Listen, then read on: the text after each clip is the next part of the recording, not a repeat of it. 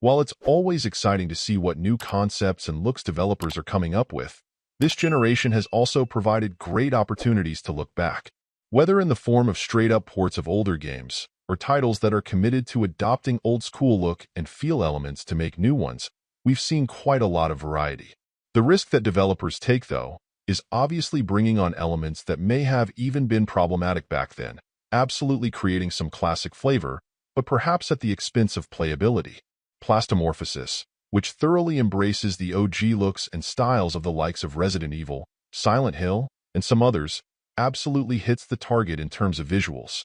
If you long for the good old days of moving between areas with sometimes mismatched and odd camera angles, and a great deal of grainy murkiness, this should immediately make you feel at home.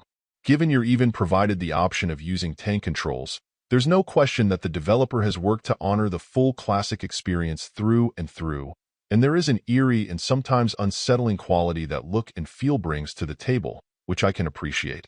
The tough part, though, is that at least in my experience, that classic look seriously stands in the way of playability at times.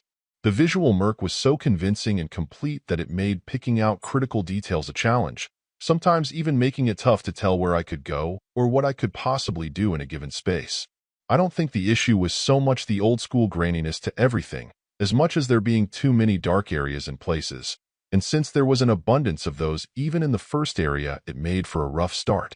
Adjusting the setting in the options section did help greatly, but oddly there were still spots where it was tough to make out what felt like critical details.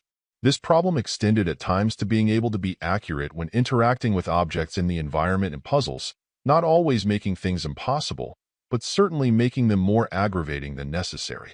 All that said, if you're able to get through some of the aggravations and find yourself pining for that classic style of play with elements of horror and weirdness mixed in, you could likely find this to be a good fit. While it lacks the same quality of storytelling, overall polish, and epic moments of some of the titles it took inspiration from, it holds its own reasonably well for an indie offering. Overall, my final score for the game ended up being a 6.6. And if you're interested in picking it up, it's currently available on the Switch eShop for $4.99. Thank you for taking the time to listen to this review. And if you'd like more information or ideas of indie games worth checking out on Switch, be sure to click on the link provided in the description. Until next time.